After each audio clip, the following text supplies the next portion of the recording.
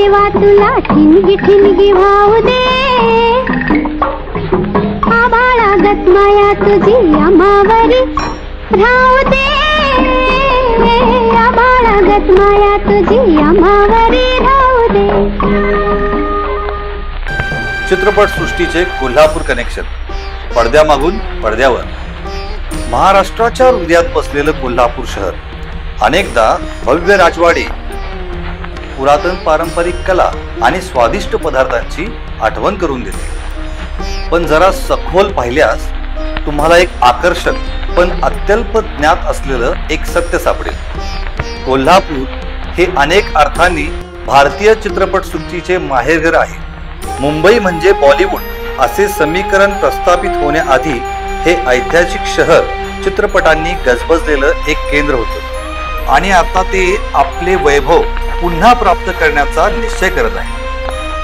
सन 1913 मध्ये बाबूराव पेंटर नावाच्या दूरदृष्टीच्या कलावंत आणि चित्रपट निर्मात्याने कोल्हापूरमध्ये एक महत्त्वपूर्ण कामगिरी केली.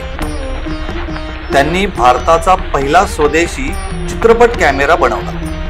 या क्रांतिकारी भावनेतून 1920 मध्ये सैरंध्री या भारतातील पहिल्या स्वदेशी कॅमेऱ्यावर चित्रित झालेल्या मुखपटाची निर्मिती झाली, ज्याने कोल्हापूरला चित्रपट नकाशावर ठळक स्थान दिले. बाबूराव पेंटर यांचे प्रयत्न इथेच थांबले नाहीत. तत्कालीन कोल्हापूरचे महाराजा राजश्री छत्रपती शाहू महाराज यांच्या उदार आश्रयाखाली त्यांनी 1918 मध्ये महाराष्ट्र फिल्म कंपनीची स्थापना केली. हा स्टुडिओ सुरुवातीच्या चित्रपट निर्मितीचा एक दिवा होता, ज्यातून सिंहगड आणि सावकारी पाश यासारख्या मुखपट क्लासिकची निर्मिती झाली. या सुपीक आणि कलासंपन्न भूमीने मराठी चित्रपट सृष्टीची मुळे जोपासली आणि यातूनच व्यापक भारतीय चित्रपट सृष्टीला आकार देण्यात महत्त्वपूर्ण भूमिका बजावली. खरे पाहता लता मंगेशकर, आशा भोसले आणि राज कपूर यासारख्या दिग्गजांनी आपली सुरुवातीची वर्षे कोल्हापूरच्या सांस्कृतिक वातावरणात घालवली. यावरून कोल्हापूरच्या हवेतच सृजनशीलता भिनलेली होती असे वाटते. कोल्हापूरचा चित्रपट सृष्टीवरील प्रभाव 1929 मध्ये प्रभा फिल्म कंपनीच्या स्थापनेमुळे आणखी वाढला. दूरदृष्टी असलेले चित्रपट निर्माते व्ही शांताराम आणि विष्णुपंत गोविंद दामले, केशवराव धायबर, एस फत्तेलाल आणि एस व्ही कुलकर्णी यांच्यासोबत स्थापन केलेल्या प्रभात फिल्म्सने अल्पावधीतच मोठे नाव कमावले. मुखपटातून बोलपटांमध्ये स्थित्यंतर होत असताना या कंपनीने महत्त्वपूर्ण भूमिका बजावली. तांत्रिक उत्कृष्टतेचे मापदंड घालून दिले.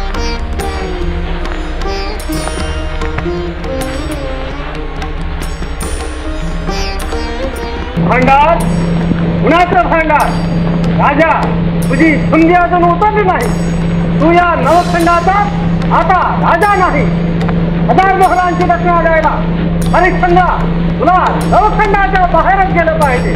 या दरम्यान शहराच्या चित्रपट वंशावळीला भालजी पेंढारकर नावाचे आणखी एक अतुलनीय व्यक्तिमत्व लाभले. ऐतिहासिक आणि सांस्कृतिक कथांनी समृद्ध असलेले त्यांचे महाकाय चित्रपट एक अक्षय छाप सोडून गेले. कोल्हापूरमधील शासकीय चित्रपट नगरीला आता त्यांच्या स्मरणार्थ भालजी पेंढारकर चित्रनगरी हे नाव देणे म्हणजे त्यांना एक योग्य आदरांजली आहे.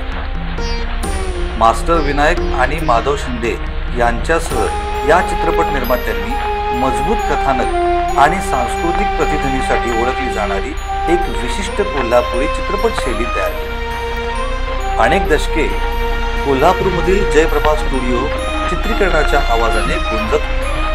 असंख्य चित्रपट स्वप्नांची पार्श्वभूमी बनले होते. तथापि मुंबई एक मेगा फिल्म हब म्हणून उदयास आल्यानंतर कोल्हापूरचे चित्रपट उत्पादन हळूहळू कमी झाले. पण कोल्हापूरच्या चित्रपट उद्योगाची कथा अजून संपलेली नाही. आज हे शहर पुन्हा नव्याने उत्साहाने भरले आहे. आपला पूर्वीचा गौरव पुन्हा प्राप्त करण्याचा निश्चय करत आहे. एकूण 78 एकर परिसरात पसरलेली कोल्हापूर चित्रनगरी भालजी पेंढारकर चित्रनगरी या पुनर्जीवनाच्या अग्रभागी आहे. सन 1985 मध्ये स्थापन झालेली ही चित्रनगरी सध्या एका महत्वाकांक्षी नूतनीकरणातून जात आहे, ज्याचा उद्देश तिला हैदराबाद मधील रामोजी फिल्म सिटी सारख्या सुविधांच्या बरोबरीने एक सर्वसमावेशक चित्रपट निर्मिती केंद्र बनवणे आहे. चित्रनगरीच्या विस्तीर्ण आवारात शासकीय इमारती, आधुनिक मॉल्स आणि गजबजलेली पोलीस ठाणी यांच्या हुबेहूब प्रतिकृती असलेले आधुनिक सेट्स तयार करण्याची कल्पना सुरू आहे. कलावंत आणि तंत्रज्ञांसाठी नवीन निवास सुविधा देखील विकसित केल्या जात आहेत, ज्याचा उद्देश चित्रपट निर्मात्यांसाठी एक अखंड आणि आकर्षक वातावरण प्रदान करणे आहे.